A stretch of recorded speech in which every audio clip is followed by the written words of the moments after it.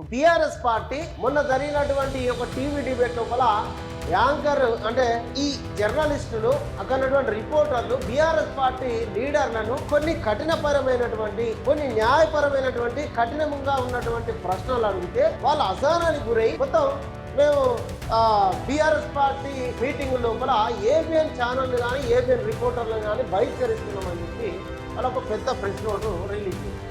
మీరు కాదా టీవీ9 ఏడాది పాటు మీకు వ్యతిరేకంగా వార్తలు రాసినందుకు ఏడాది పాటు బహిష్కరించారు మీరు టీఆర్ఎస్ పార్టీ. మీరు మళ్ళీ పత్రికా స్వేచ్ఛ గురించి మాట్లాడతారు.